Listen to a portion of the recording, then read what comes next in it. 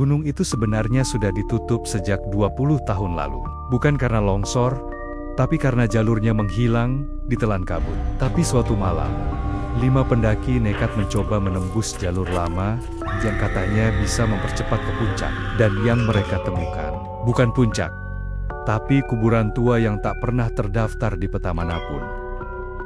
Ada jalur lama di Gunung Palung Mayit, ujar Pak Warno, porter tua yang tinggal di kaki gunung. Suaranya berat, bergetar, seolah setiap kata yang ia ucapkan adalah beban yang ingin ia buang, tapi tak pernah bisa. Kalau kalian nemu jalan berbatu dengan tali tambang yang sudah busuk, putar balik. Itu bukan jalur manusia. Kelima anak muda itu hanya tertawa kecil, menganggap ucapan Pak Warno sebagai mitos yang biasa diceritakan warga untuk menakut-nakuti pendaki baru. Mereka menyebut tim mereka Eagle Trail. Danu, Fikri, Bayu, Reva, dan Raka. Para pendaki yang sudah kenyang pengalaman, katanya. Gunung Palung Mayit memang bukan gunung terkenal, tidak ada dalam daftar rute populer. Tapi justru itu yang bikin mereka penasaran. Apalagi ada rumor bahwa ada shortcut ke puncak jalur lama yang katanya hanya dibuka pada waktu-waktu tertentu ketika kabut membuka jalannya sendiri.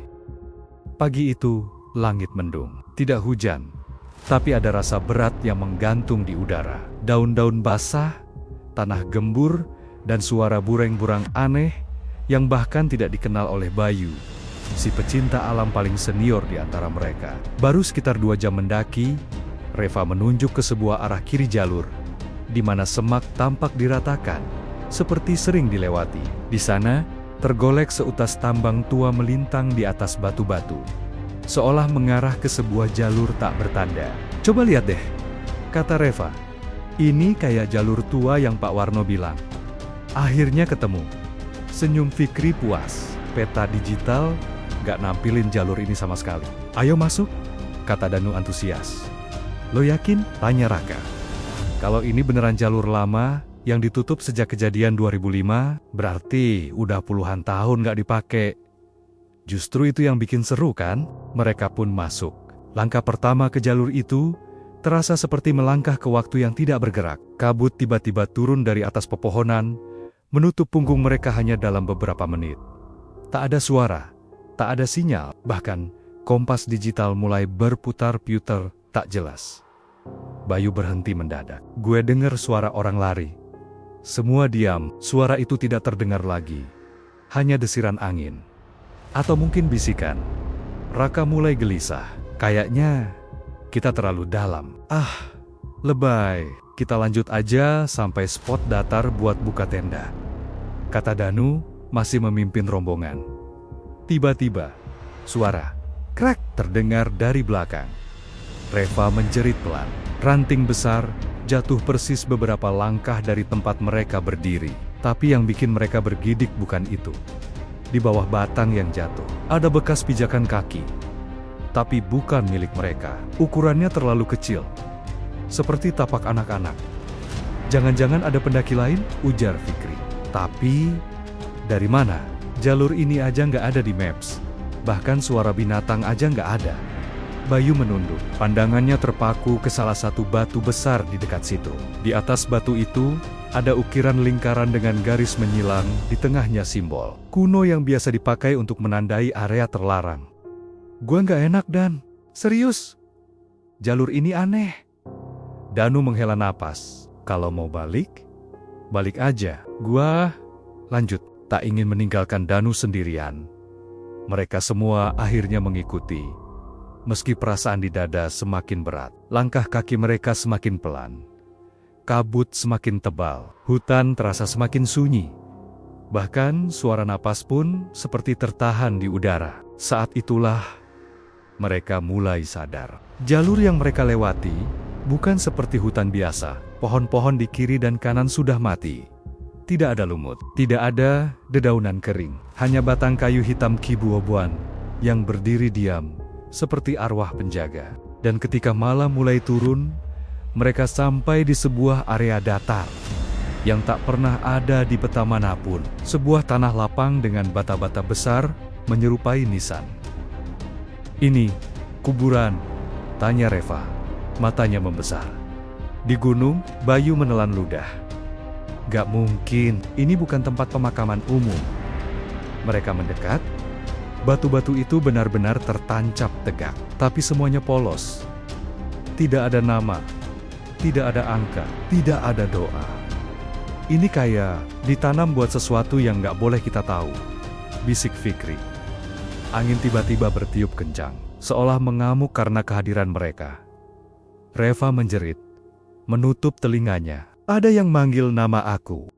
Semua langsung tegang. Tidak ada suara terdengar oleh yang lain.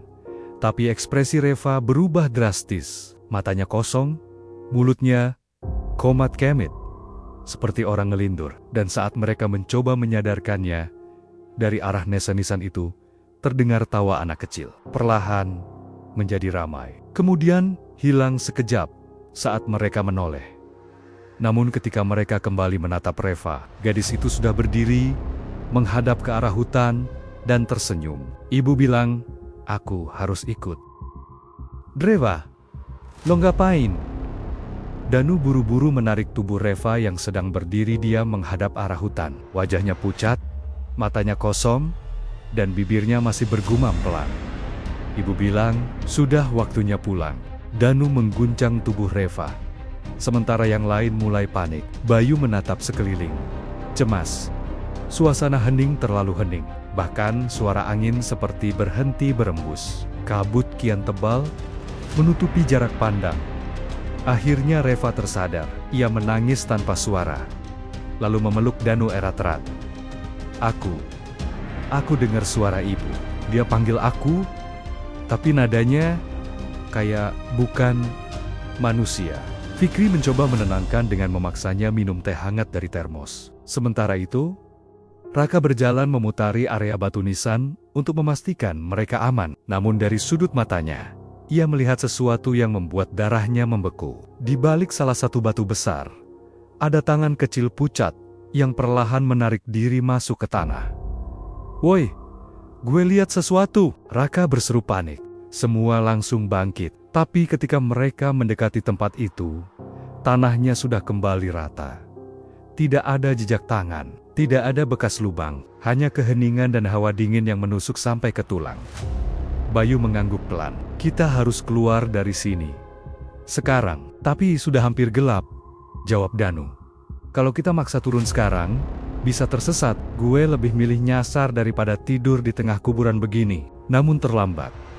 Kabut menelan cahaya sore dengan cepat. Dalam waktu kurang dari 10 menit, malam turun begitu pekat, seperti ditutup tirai hitam. Mereka akhirnya memutuskan mendirikan tenda di area sedikit lebih tinggi, masih di sekitaran batu nisan, tapi agak menjauh. Mereka menyalakan api kecil. Reva duduk sambil menggigil meski sudah dibalut jaket. Fikri mencoba bercanda ringan, berharap bisa mencairkan suasana. Tapi, tidak satupun yang tertawa. Tiba-tiba, terdengar suara langkah kaki mendekat dari dalam hutan, berat dan berirama. Bayu berdiri sigap, menyorotkan senter ke arah suara. Tapi tak ada siapa-siapa. Hanya pepohonan mati yang berdiri membisu. Lalu terdengar suara anak kecil tertawa kecil, pelan tapi jelas. Suaranya berputar dari kiri ke kanan, seolah ada banyak yang mengelilingi mereka. Jangan bercanda, Fik, kata Raka dengan wajah pucat. Itu bukan gue, bro.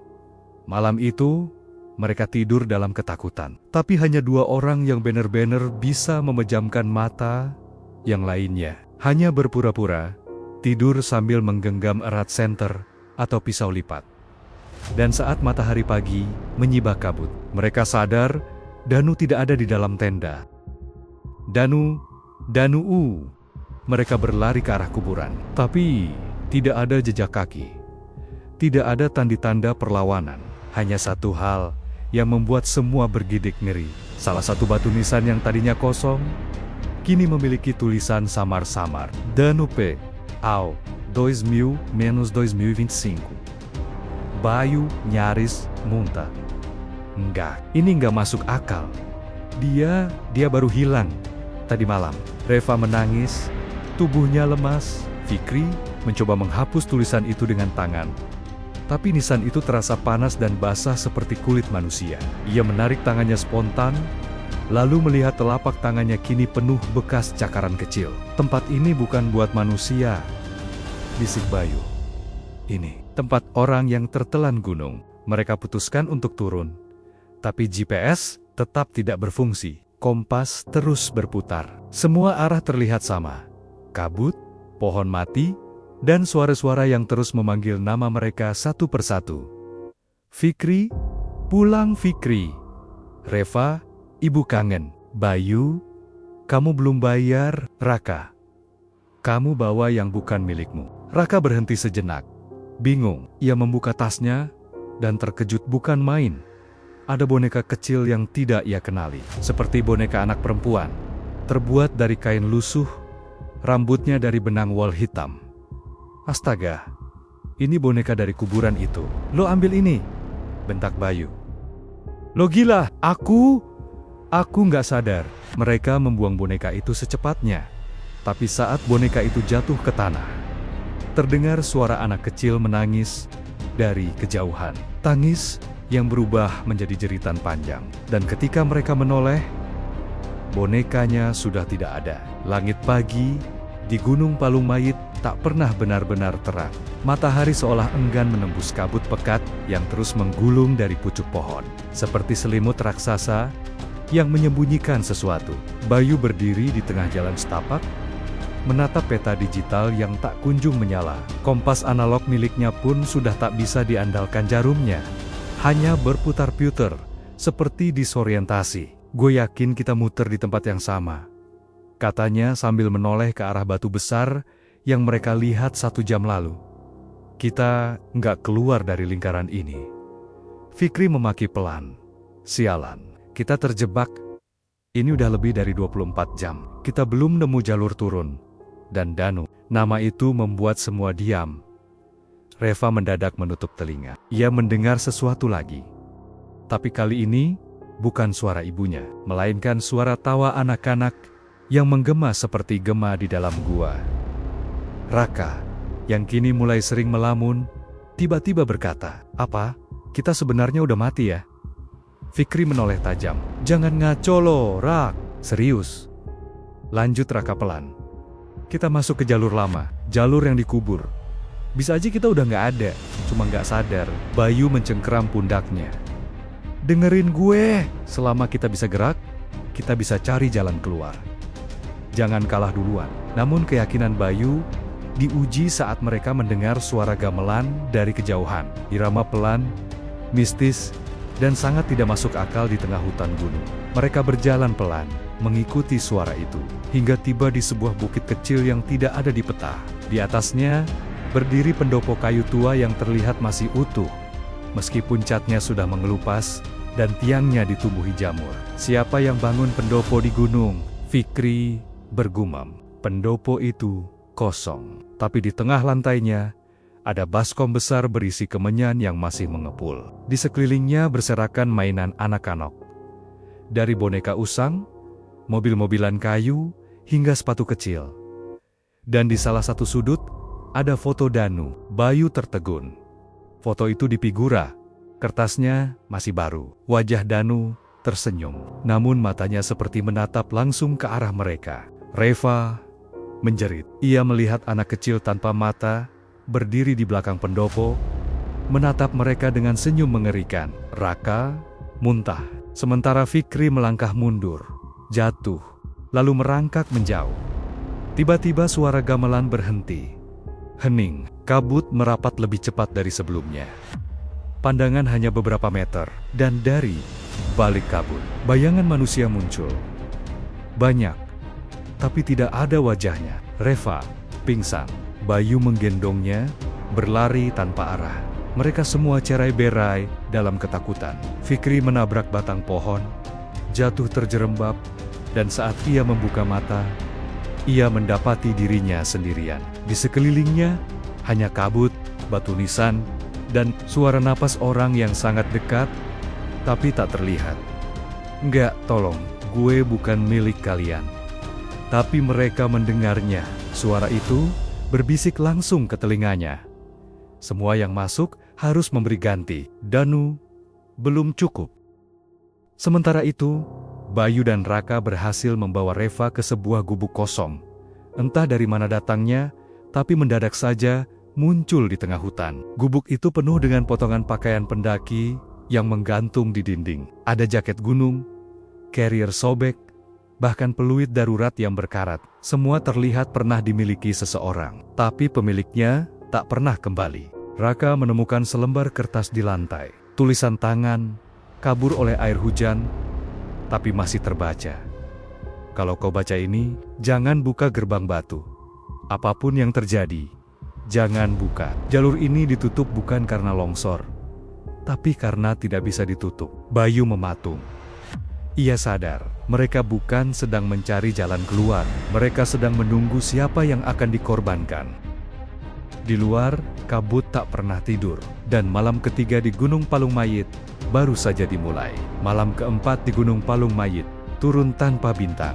Angin tidak lagi sekadar berembus, tapi melolong seperti suara orang menangis atau tertawa dalam derita. Fikri terbangun di tengah batu nisan.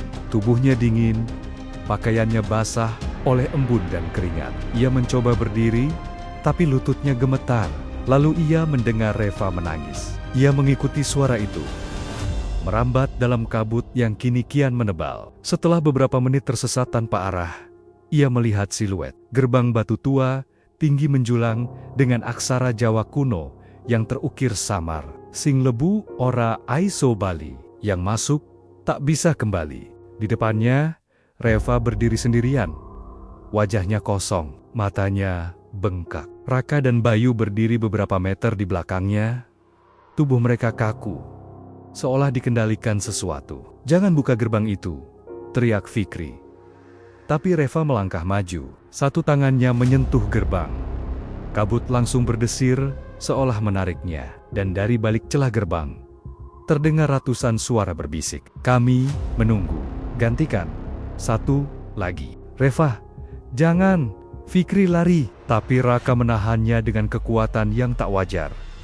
Matanya merah, tubuhnya gemetar. "Aku nggak bisa ngelawan mereka." Bayu berlutut, mencakar tanah sambil menjerit. Mereka udah masuk ke kepala kita." Dan saat itu, Reva membuka gerbang batu itu dengan kedua tangan. Udara mendadak berubah dingin ekstrim. Kabut menyedot semuanya ke dalam, menciptakan pusaran tak kasat mata. Batu-batu nisan bergoyang, dan dari dalam celah gerbang, tangan-tangan pucat mulai menjulur keluar. Anak-anak, dewasa, tua, semua tanpa wajah. Fikri menjerit saat melihat wajah Danu muncul dari balik gerbang. Separuhnya hancur, matanya kosong, dan mulutnya berlumuran tanah. "Gua udah bilang, jangan buka jalurnya." Seketika, tubuh Reva ditarik ke dalam celah. Jeritannya menggema, lalu hilang. Raka dan Bayu ikut terhisap, tak sempat melawan. Fikri berhasil memeluk batu besar, menahan tubuhnya dari tersedot. Tapi kuku-kuku kecil mencakar kakinya, mencoba menariknya masuk. Ia menangis, berdoa, berteriak, lalu semuanya berhenti. Gerbang menutup sendiri dengan suara gemuruh mengerikan, seperti gunung yang mengubur rahasianya kembali. Kabut hilang, udara hangat, dan matahari pagi akhirnya muncul. Untuk pertama kalinya dalam 4 hari. Fikri ditemukan 2 hari kemudian oleh tim pencarian yang kebetulan sedang lewat jalur reguler. Ia ditemukan sendirian, lemas, tubuh penuh luka cakaran, dan tak bisa berbicara selama seminggu. Ketika akhirnya bisa bicara, kalimat pertamanya membuat bulu kuduk semua orang berdiri. "Saya nggak balik sendirian.